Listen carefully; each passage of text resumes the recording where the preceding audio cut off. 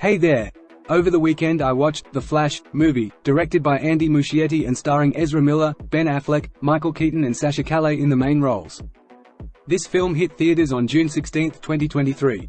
The Flash had a massive budget of $200 million, and who knows what in marketing cost, aiming to deliver an epic superhero experience. Regretfully, it is struggling at the box office, collecting a meager $55 million during its domestic opening weekend. I guess this movie will lose money by the end of its theatrical run, suffering the same fate as other recent DC movies. The film follows Barry Allen, portrayed by Ezra Miller, utilizing super speed to reverse time.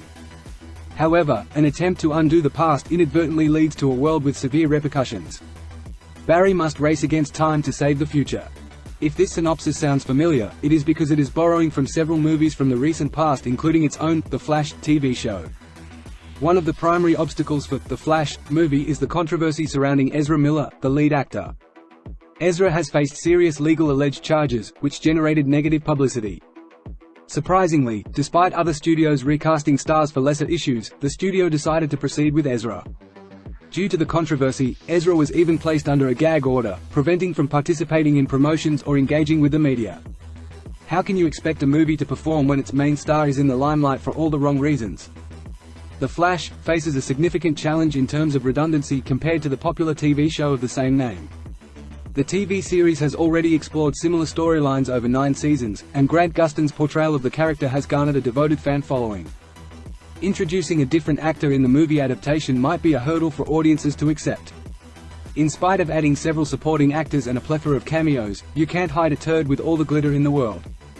Another issue plaguing The Flash movie is the abundance of multiverse, time travel, and time loop plotlines. Recently, several movies and TV shows have utilized these concepts, making it feel overused and lacking novelty. The movie does nothing new and falls into the same predictable patterns. It appears that the cameo appearances in The Flash primarily serve to kindle nostalgia as a cash grab rather than driving the plot forward.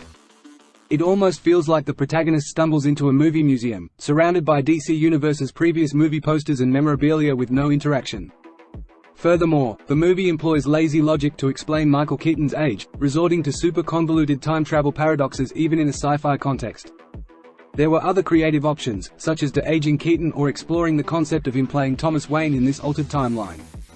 The comics even provide precedent for such approach. While the action scenes in The Flash are well choreographed, especially with Supergirl, they often feel repetitive and derivative. The film seems to borrow heavily from other movies, particularly the opening slow-motion action scene, which feels reminiscent of similar scenes such as the infamous Quicksilver scene done far better.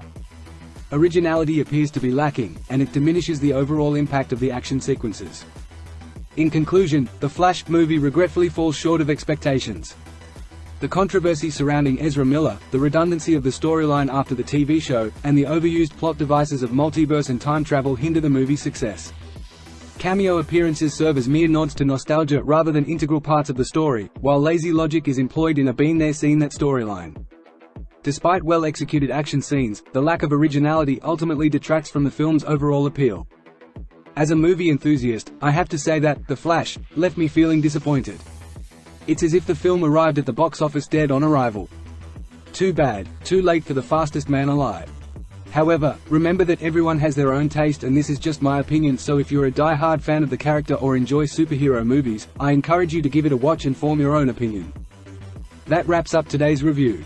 If you found this content insightful, please hit the like button and subscribe to our channel for more thought-provoking movie discussions. We value your thoughts, so feel free to share your opinions on The Flash movie in the comments below.